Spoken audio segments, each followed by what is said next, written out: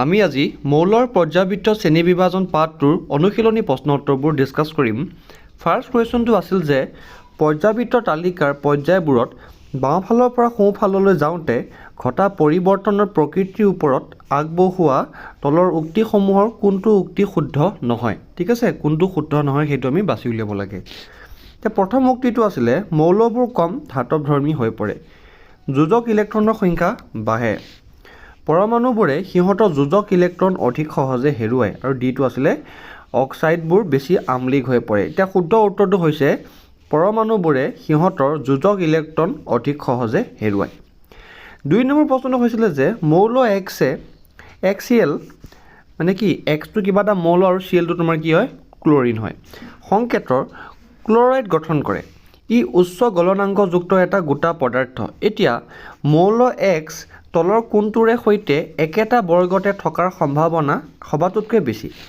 উত্তৰ হ'ব তোমাৰ কি হ'ব, মেগনেছিয়ামৰ সৈতে একেটা বৰ্গত থকাৰ সম্ভাৱনা সবাতোতকৈ বেছি। তাৰ পিছৰ প্ৰশ্নটো হৈছে কোনটো মৌলৰ আছে ইলেক্ট্ৰনপূৰ্ণ দুটা কক্ষ? তোমাৰ কা আছে, নিয়নৰ আছে। ঠিক আছে, 2 আৰু 8। তাৰ নিয়নৰ কি আছে, প্ৰথম কক্ষটোত তোমাৰ কি আছে, দুটা ইলেক্ট্ৰন, তাৰ পিছতোত আনটা ইলেক্ট্ৰন থাকে। 282 ইলেক্ট্ৰনীয় বিন্যাস কাৰ আছে? মেগনেছিয়ামৰ আছে, বিকজ ইয়াতো কিমান 2 8 2 যোগ কৰিলে কিমান হ'ব, 12 হ'ব, আৰু 12 এটমিক নাম্বাৰ কাৰ হয়, মেগনেছিয়ামৰ হয়। যোজক কক্ষত 4টা ইলেক্ট্ৰনৰে সৈতে মুঠ 3টা কক্ষ কাৰ? তোমাৰ চিলিকনৰ কি হ'ব, 284 হ'ব। ঠিক আছে, 2 8 আৰু তাৰপিছতো তোমাৰ কিমান হ'ব, 4 হ'ব। অ'কে, যোজক কক্ষত 3টা ইলেক্ট্ৰনৰে সৈতে মুঠ কক্ষ 2টা, বি 2 3। দ্বিতীয় কক্ষত প্ৰথম কক্ষৰ দুগুণ ইলেক্ট্ৰন, 2 4 কাৰ্বন। অ'কে, পৰ্যাবৃত্তৰ তালিকাত বৰণৰ সৈতে একেটা স্তম্ভতে থকা মৌলবোৰৰ কি কি সাধাৰণ ধৰ্ম আছে? উত্তৰ লিখিবা মৌলবোৰৰ যোজক ইলেক্ট্ৰন একেই, অৰ্থাৎ যোজ্যতা 3, আৰু সিহঁত পৰ্যাবৃত্তৰ তালিকাৰ একে স্তম্ভ বা কলমত থাকে। পৰ্যাবৃত্তৰ তালিকাত ফ্ল'ৰিনৰ সৈতে একেটা স্তম্ভতে থকা মৌলবোৰৰ কি কি সাধাৰণ ধৰ্ম আছে?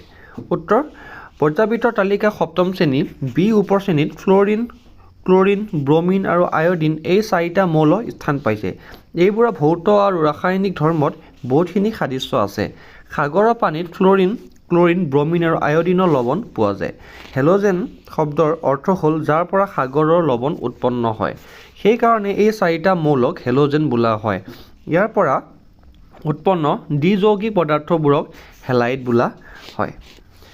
এটা পৰমাণুৰ ইলেক্ট্ৰনীয় বিন্যাস হ'ল 287। এই মৌলটোৰ পাৰমাণৱিক সংখ্যা কিমান? অফক'ৰ্ছ এইটো কিমান হ'ব, তোমাৰ এই মৌলটোৰ পাৰমাণৱিক সংখ্যা হ'ব 17। তলৰ মৌলবোৰৰ কোনটোৰ সৈতে ইয়াৰ ৰাসায়নিক সাদৃশ্য থাকিব? বান্ধনিৰ ভিতৰত পাৰমাণৱিক সংখ্যাবোৰ দিয়া আছে। ঠিক আছে, N7, ফ্ল'ৰিন 9, পটাছিয়াম 15, আৰ্গন 18। এতিয়া কি হ'ব, F9ৰ মৌলটোৰ লগত ৰাসায়নিকভাৱে প্ৰদত্ত মৌলটোৰ সাদৃশ্য থাকিব। পৰ্যাবৃত্তৰ তালিকাত মৌল এ বি আৰু চিৰ স্থানসমূহ তলত দেখুওৱা হৈছে। ঠিক আছে, এইটো এ 16 বৰ্গত, 17 বৰ্গত, আৰু 17 বৰ্গত আছে বি, আৰু 17 বৰ্গত তোমাৰ আছে চি। এতিয়া মৌল এটো ধাতু নে অধাতু? এতিয়া চোৱা, মৌল এটো কি হ'ব, অধাতু হ'ব। চি মৌলটো এতকৈ বেছি সক্ৰিয় নে কম সক্ৰিয়? উত্তৰ কি লিখিবা, চি এতকৈ কম সক্ৰিয়। চি মৌলটো আকাৰত বিতকৈ ডাঙৰ নে সৰু? উত্তৰ লিখিবা চি বিতকৈ আকাৰত সৰু। মৌল এ কেনেধৰণৰ আয়ন, কেটায়ন বা এনায়ন গঠন কৰিব? এ ঋণাত্মক আধান তৈয়াৰ কৰি, অৰ্থাৎ এনায়ন গঠন কৰিব। নাইট্ৰজেনৰ পাৰমাণৱিক সংখ্যা 7, কিন্তু ফছফৰাছৰ পাৰমাণৱিক সংখ্যা 15। পৰ্যাবৃত্তৰ তালিকাৰ বৰ্গ 15 থাকে। এই মৌল দুটাৰ ইলেক্ট্ৰনীয় বিন্যাস লিখা আৰু সিহঁতৰ কোনটো বেছি বিদ্যুৎ ঋণাত্মক হ'ব আৰু কিয়? উত্তৰ লিখিবা যে নাইট্ৰজেনৰ পাৰমাণৱিক সংখ্যা 7 মানে 25 হ'ব। ফছফৰাছৰ 15 মানে 285 হ'ব।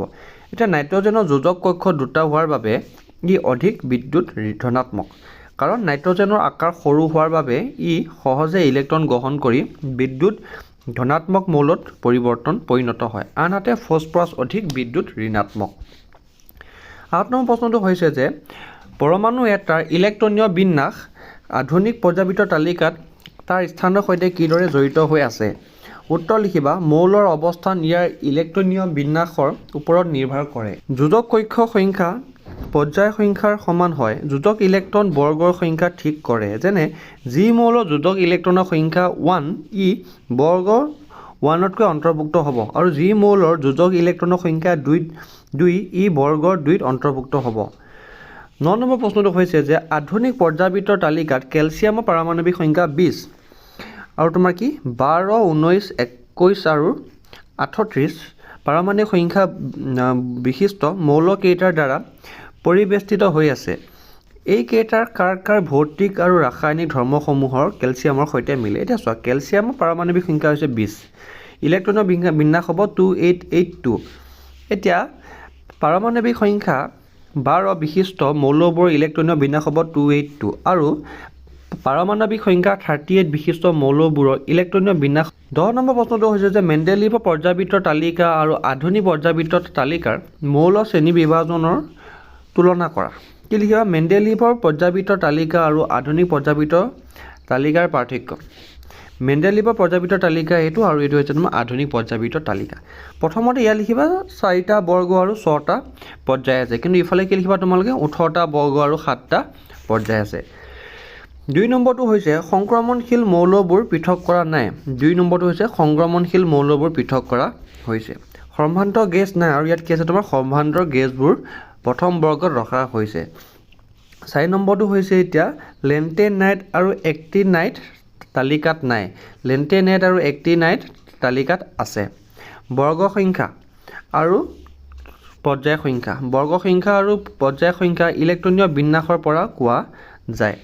মৌলবোৰৰ ধৰ্ম মৌলবোৰৰ পাৰমাণৱিক ভৰ অনুযায়ী পৰ্যায়ক্ৰমভাৱে পৰিৱৰ্তন হয় আৰু মৌলবোৰৰ ধৰ্ম সিহঁতৰ পাৰমাণৱিক সংখ্যা আৰু অনুযায়ী পৰ্যায়ক্ৰমে পৰিৱৰ্তন